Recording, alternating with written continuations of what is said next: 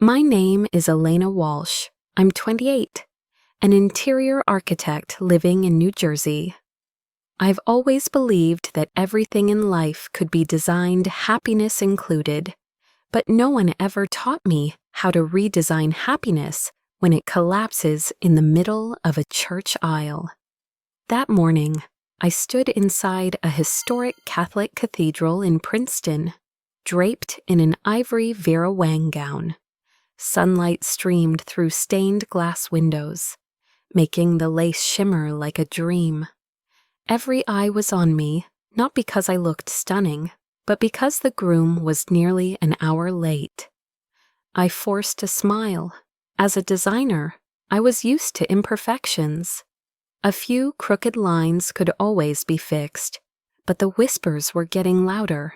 Someone coughed nervously. Another leaned over and muttered, "Weird."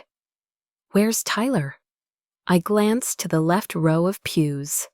The maid of honor's seat was empty. April's seat, my little sister's. A chill crept down my spine, even with the fireplace flickering at the back of the cathedral. I gripped my bouquet tighter. My heart began to constrict. Tyler was the punctual type, meticulous, never late. We planned every second of the wedding, from the champagne brand to the exact song we'd dance to under soft lights. But he wasn't here, and neither was April. I discreetly pulled my phone from the clutch hidden beneath layers of lace and tried calling him. No answer. Then April, her phone was off. I turned to my dad, trying to keep my voice even. "Dad, have you seen April?" He shook his head, couldn't meet my eyes. An hour passed, then the priest approached, his voice low and gentle. "Miss Walsh, I'm afraid we should pause the ceremony. It seems the groom isn't coming." Chairs began to creak as guests stood up, quietly leaving. My mom hadn't even shown up. Not that I was surprised. For years she'd say, "You're strong, Elena. I don't worry about you." But April's more fragile. She needs me. I looked around that sacred place where I once imagined whispering I do. Now, it was just echoing footsteps and a wilting bouquet that felt like half a broken heart. And then my phone vibrated, a message from my mother, just 8 words. "It's over with Tyler. April needs him more." I froze. Not an explanation, not even sympathy, just a cold, contractual termination of what I thought was love. I walked out of that church, my heels clacking against the marble as whispers trailed behind me. No one called my name. No one tried to stop me. Back at the hotel, I locked the door, stripped off the gown, and sat on the bed for what felt like hours. My phone kept buzzing friends, co-workers, but then one notification made my stomach drop. A Facebook post, April, wearing a soft pastel blue lace dress, her hand gripping Tyler's. The man who once told me I was one in a million. The caption read, "We couldn't fight love, so we chose to live it." And my mother's comment was the very first "April deserves happiness." "I'm so happy for you both." I looked down at my hand. The engagement ring was still there. I slid it off, placed it in the velvet box, and shut it. No tears, no screaming, just silence. I wrapped the wedding dress in a hotel bedsheet and took it out to the dumpster behind the building, tossed it in, like burying the corpse of something I once adored. No notes, no goodbyes. I booked the cheapest one-way flight I could find to Austin, Texas. I had $270 to my name, a carry-on suitcase, and the first draft of a manuscript I'd written in those lonely nights. Tyler was away on business trips burnt at the altar. I left New Jersey with no one waving goodbye. Just one sentence looping in my mind. If I can't rebuild the past, I'll design the hell out of my future. November in Austin felt like sunlight that had never learned the meaning of winter. I stepped off that budget flight from Newark in a thin jacket, surrounded by the smell of jet fuel and strangers. There was no one waiting, no one texting, "Did you land safely?" and no one I could message back. I'm okay. Back then, my life felt like a blank plot of land. No blueprint, no path, no budget, no foundation. I rented a tiny studio in East Austin with what little I had left after paying the deposit. The space was so small, I had to lay a mattress directly on the floor just to save room. And yet, it felt enough, like after being tossed aside by the world. All I needed was air to breathe.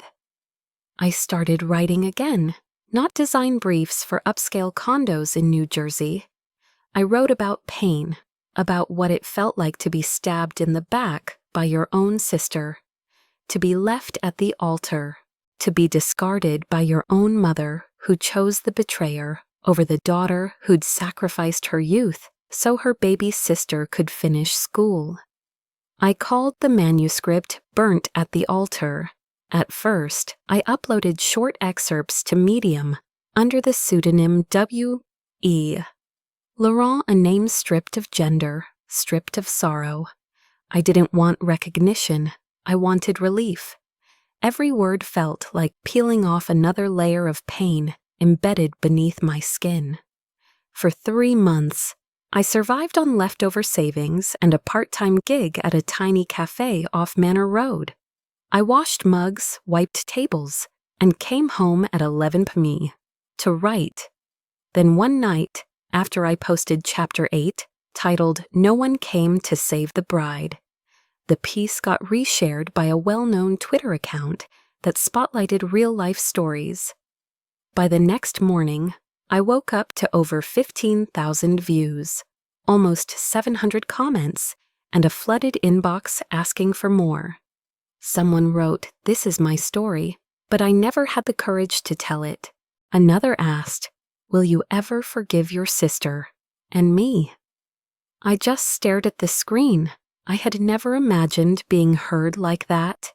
Less than 2 months later, an editor from Evermore Publishing emailed me. "If you're thinking of turning this series into a book, I want to be the first to work with you." I shut my laptop and looked around my tiny studio, then broke down crying for the first time in months. But it wasn't grief anymore.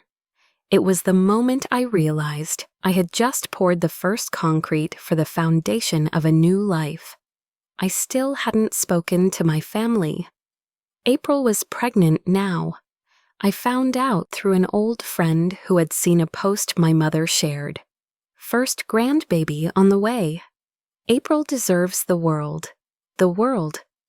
And what about me? I remembered all the nights I stayed up late, drafting home designs so April could focus on college. The times I showed up to her parent-teacher conferences because Mom was working doubles, and April she stole my fiancé, my mother's last ounce of loyalty. And now she was carrying the child of the man who once promised me forever. I had every right to feel envy, every right to hate. But instead, I wrote. I began a small book tour across the South. Every night, I stood on stages with a handheld mic, telling my story not to play victim, but to prove one thing: you can't be buried forever if you learn how to dig yourself out. Burnt at the Altar became a sleeper hit on TikTok. Clips of me speaking went viral, racking up millions of views. One in particular resonated. I used to think love was built on trust. Now I know before you build anything with someone else, you better make damn sure your foundation is you. With my first royalty check, I launched a publishing imprint focused on true stories of survival. I called it Ink After. Ink that came after the tears. I never saw myself as a symbol. But during a book signing in Atlanta, A young woman hugged me and whispered, "Thank you. You helped me survive after my fiancé left me. For my cousin." That's when I knew I wasn't just writing to heal myself anymore. I was writing so people like me knew they weren't alone. And just when life had finally steadied, something landed in my mailbox that stopped my heart for a beat.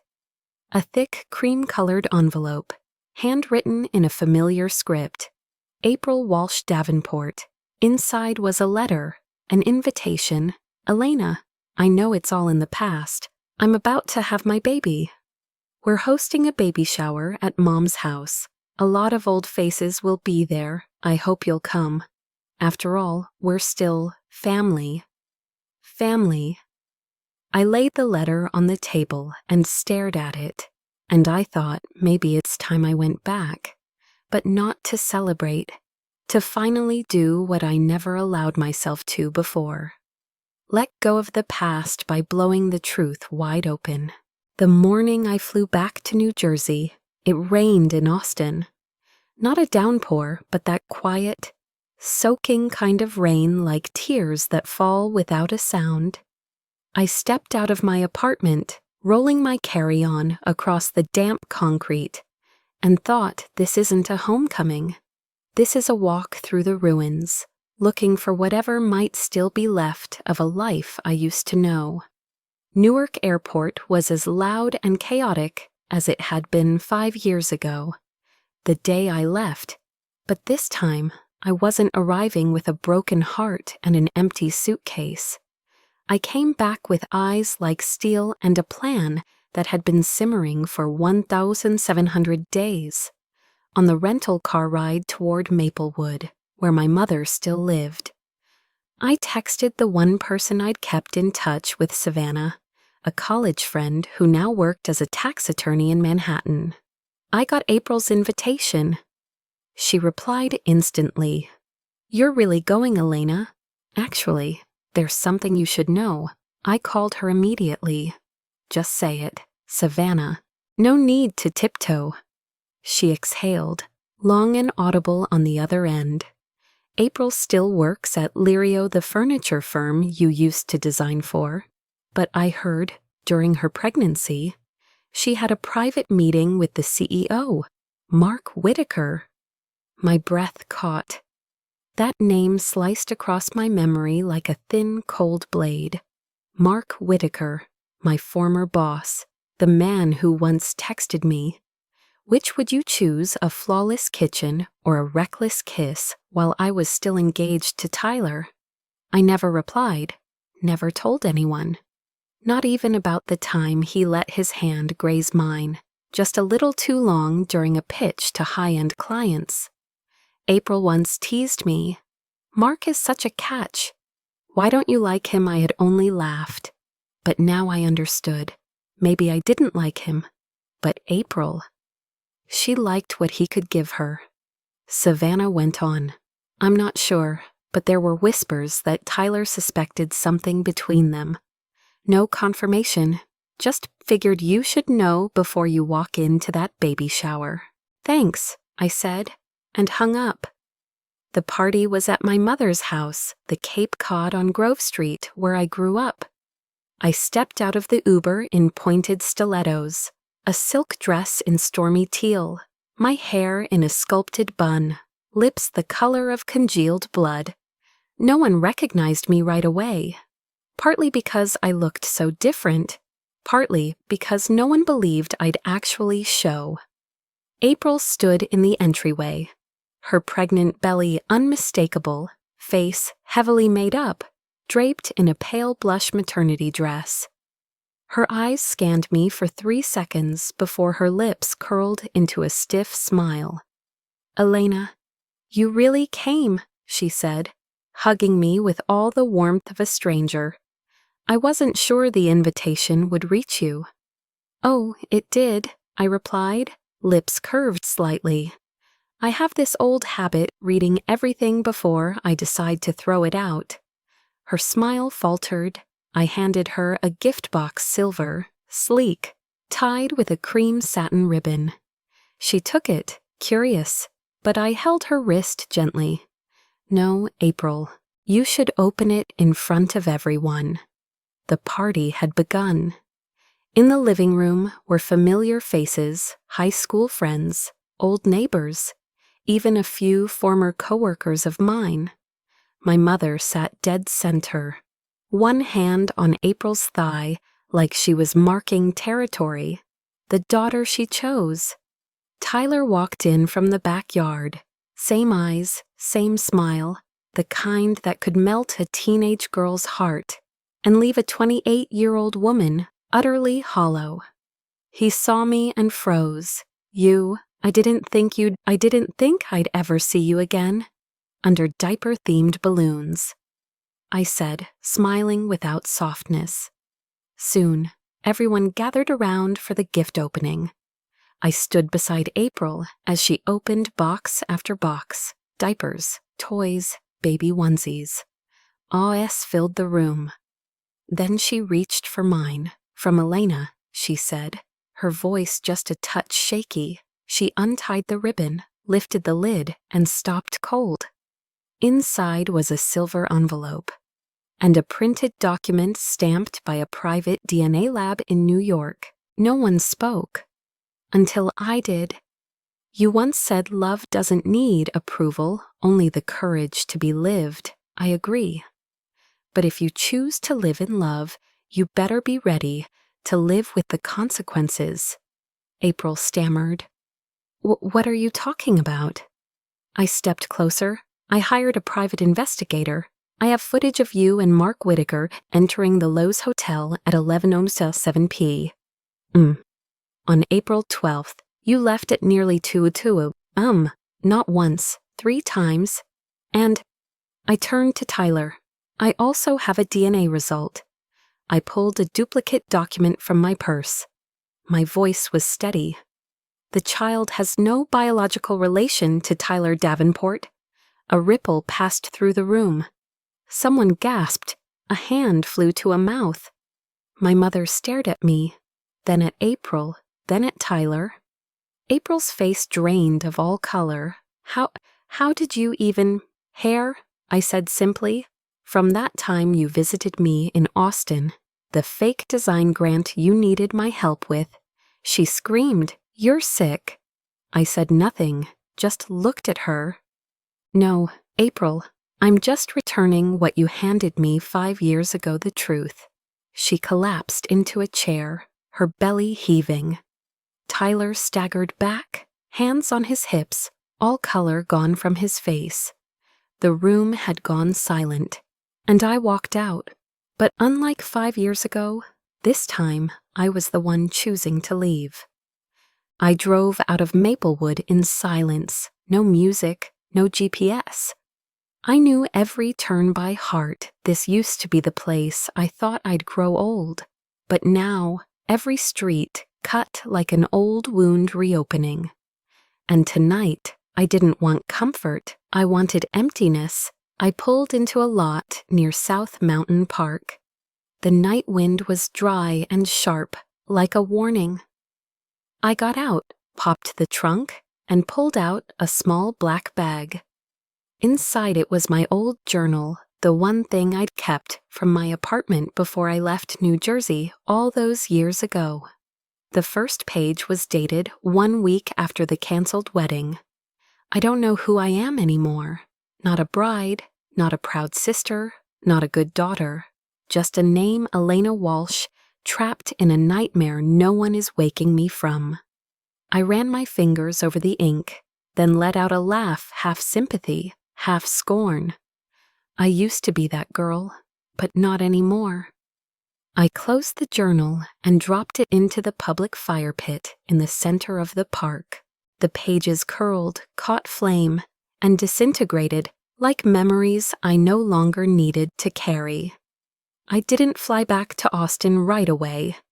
I stayed in New York for 2 more weeks, not out of sentiment, but for something far more important, to finalize a deal with a major partner for ink after. My second book, Ink Doesn't Bleed, was in its final edits. Harper & Milne wanted exclusive rights. The meeting took place at a rooftop bar in Chelsea, under golden lights and chilled martinis. The editor flipped through my manuscript, smiling. We've never seen anyone turn pain into art quite like this. I looked her in the eye. That's because I don't write to forget. I write to remember and to make it obey me.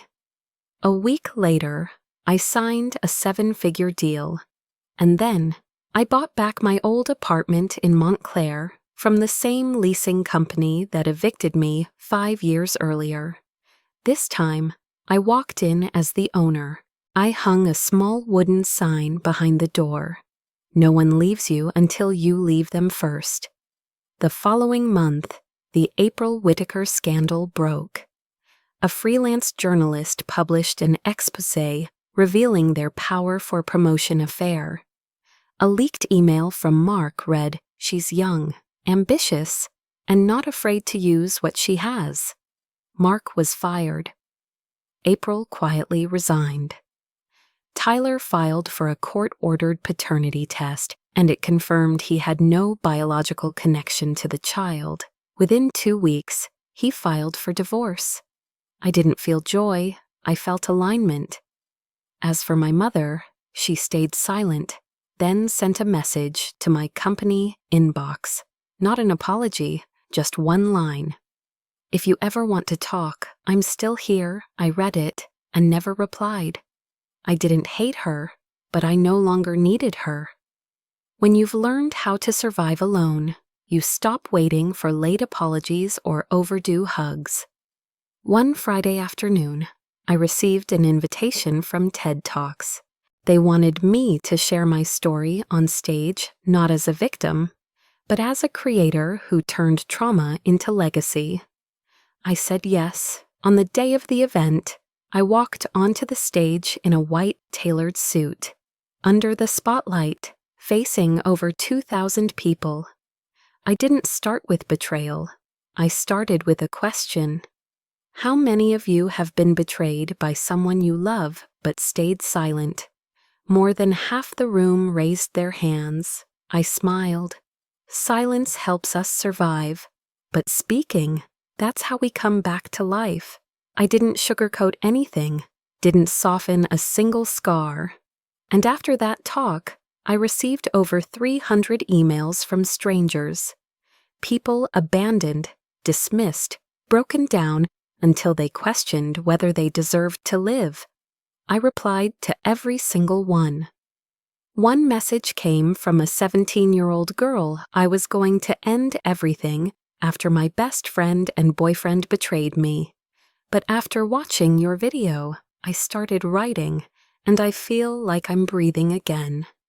I cried, for the first time since that baby shower, not out of pain, but because, finally, I realized I didn't just reclaim my life. I carved a path for hundreds of others trying to find theirs. I placed the mic on the glass table, stepped off stage, and felt lighter than I ever had. But I also knew this wasn't the end, because one day that child will grow up. And one day they might ask Mom, "Why isn't my dad my dad?" I don't know how April will answer, but I do know this. No one can build a future on the foundation of a lie.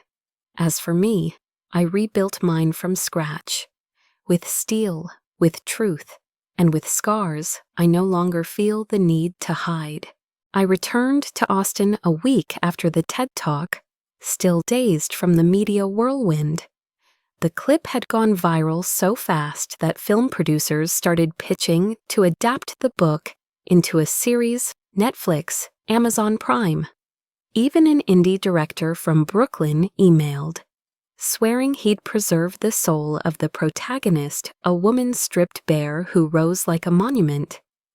I laughed when I read that. They wanted to sculpt me into something permanent. When there was once a time I couldn't even get off the bathroom floor because my whole body was trembling.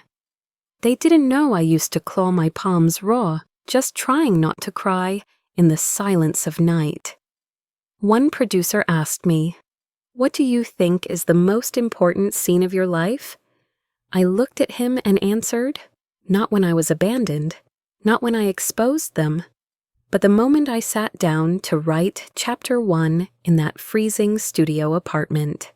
Because that was the moment I chose either I was a victim in someone else's story, or I'd be the one holding the pen in mine.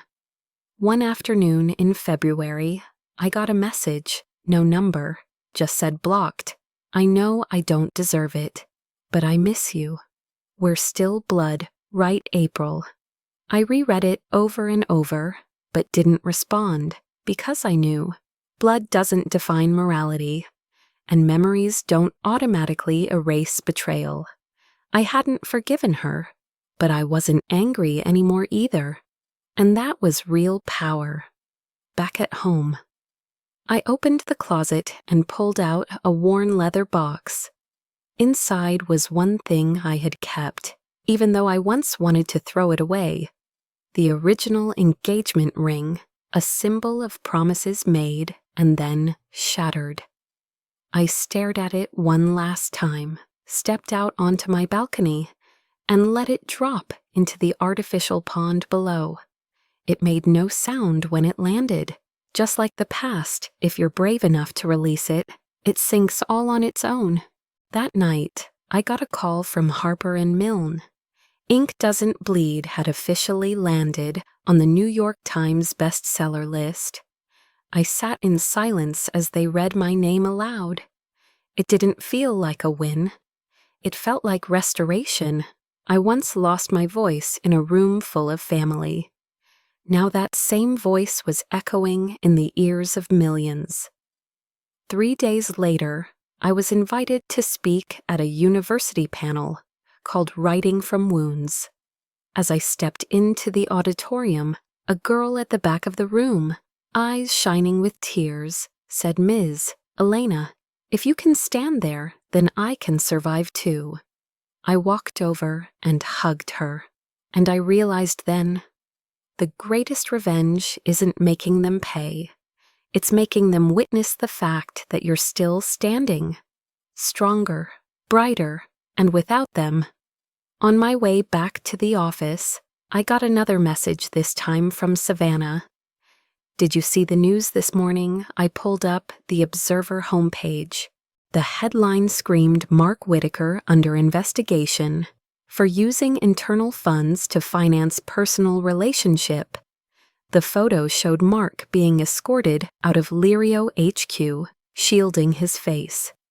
Alongside it, a grainy clip from that hotel surveillance footage, April walking beside him, sunglasses on, lips pressed tight.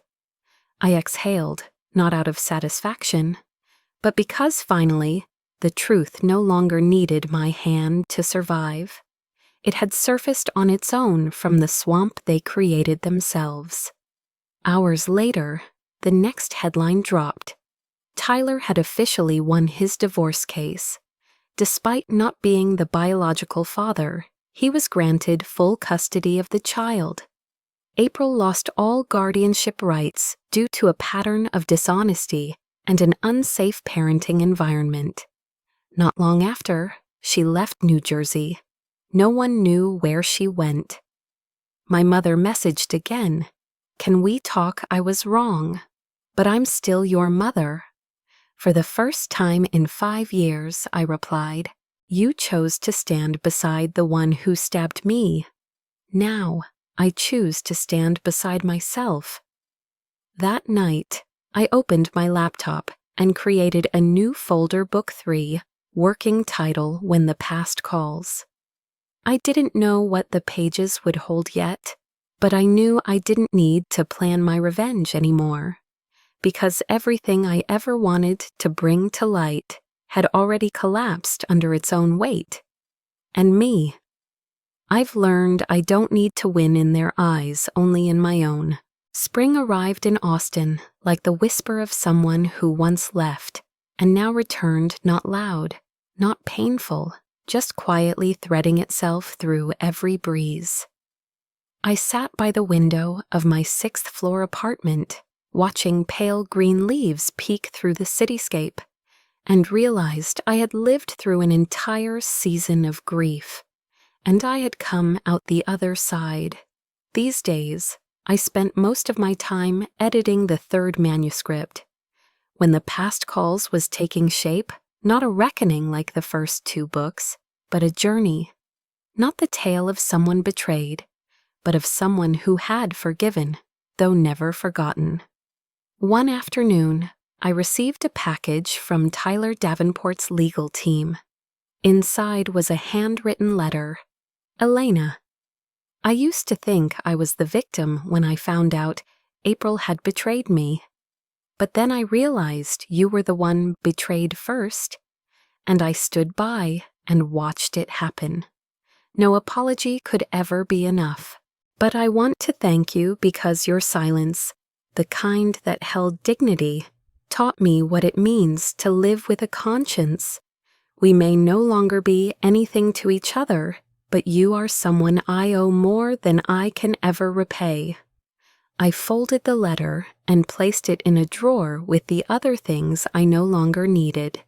An old photo of April and me as children. The wedding invitation that never went out. The very first printout of Burnt at the Altar. Cheap gray paper, ink smudged and full of crossed-out sentences. Then one day I passed by a small indie bookstore on South Congress. A poster in the window read, "Meet the author Elena Walsh, her story, her truth." I stared at it, stunned. A version of me years ago would have called that a distant dream. And then, out of nowhere, an old reflex surfaced. If April saw this poster, what would she feel? I laughed at myself for even thinking that. Wasn't I past her already? And yet, part of me still lived in those old questions. The version of me that was never good enough. The one who got replaced. The one who wasn't chosen. That question wasn't really about April.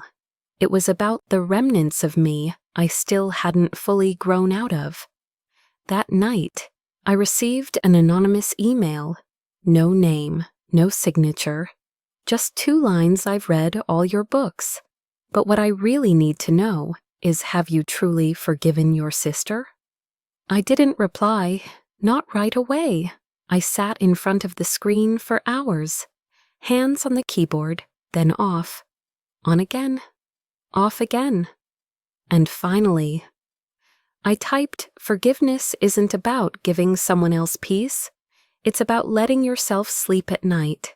I haven't hugged my sister, but I also don't dream about killing her anymore." I never hit send, but for the first time, I knew that answer was true. In early April, I received an invitation to attend a luxury design exhibition hosted by Lirio, the firm I once worked for before everything unraveled. The company had changed hands. Mark Whitaker was now embroiled in lawsuits. The invitation read, "Elena Walsh, a creative woman of resilience, rising from ruin." I took my time before accepting, and then I said yes. The night of the event, I wore a black silk suit with a deep V-neck line. My hair was tied low, no jewelry except a delicate silver ring on my pinky. I stepped into the exhibit, surrounded by the very people who once ignored my disappearance from the industry. Their eyes were different now, not because I looked better, but because I no longer needed them. A female reporter approached, smiling as she asked Elena, "If you could go back to the moment you were left at the altar, what would you say to your younger self?" I didn't even have to think. I'd say, "They might leave you, but don't you dare leave yourself." And then I'd take that girl's hand and help her stand back up. After the event ended, I walked to the parking lot. As I unlocked my car, I spotted a figure standing a short distance away under the streetlight, a woman, thin, long hair, head lowered slightly. April. She stood motionless in the halo of light, not moving forward, not stepping back. Her eyes were sunken with sleeplessness, but I recognized that look, a mix of shame, envy, and something close to regret. I didn't walk toward her. I just looked, got in my car, closed the door, and drove away. No conversation, no closure. We had lived two very different lives, one forged from lies to gain everything, the other forged from truth to reclaim the self. And this time, I wasn't the one being left behind. I was the one who chose not to stop. A year after that night, I sat in my Austin studio not to write, but to record the audiobook for When the Past Calls.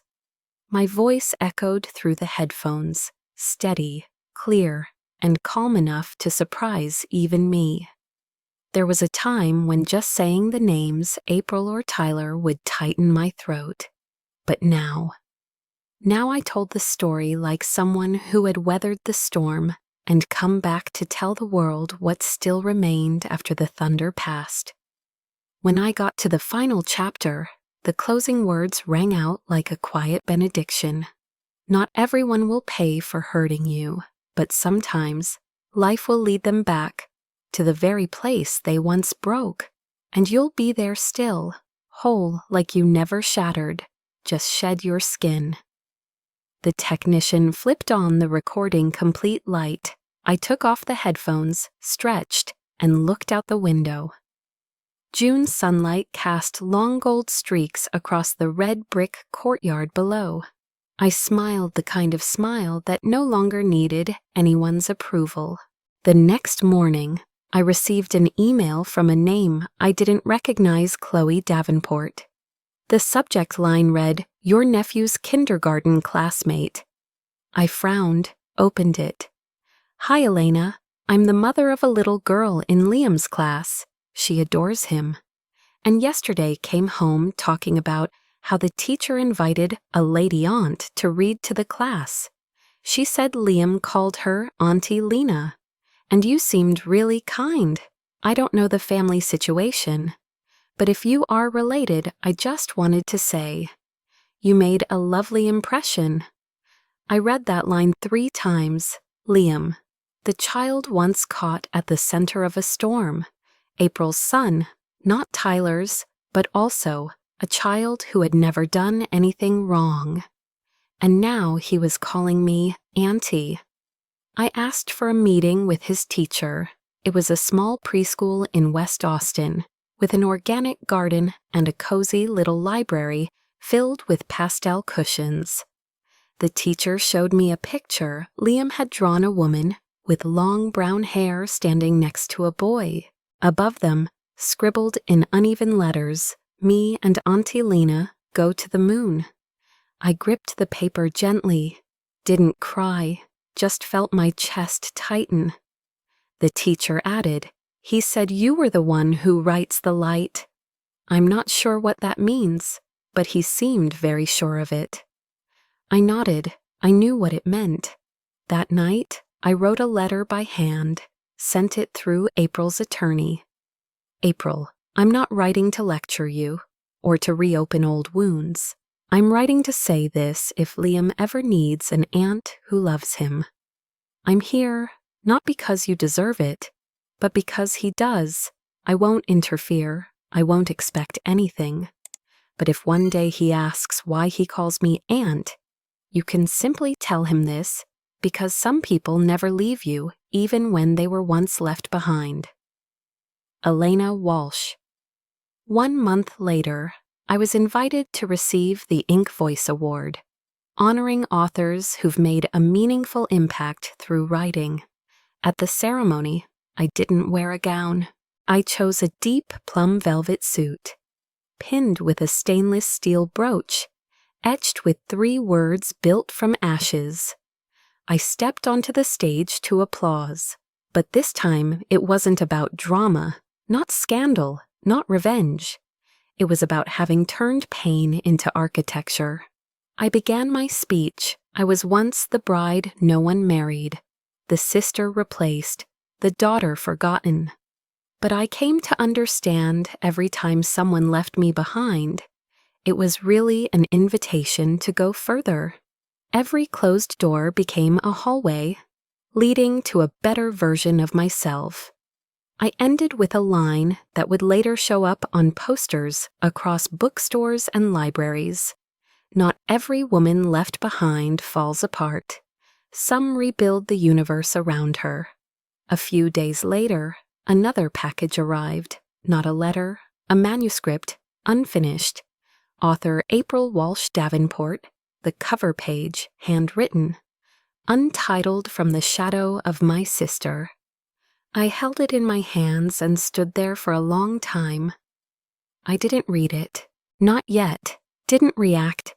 I just let it sit there like a hairline crack that had been touched but hadn't broken open. Maybe, one day, I'll read it. Not to forgive her, but to prove to myself that I am finally strong enough to face the truth, no matter which side it comes from.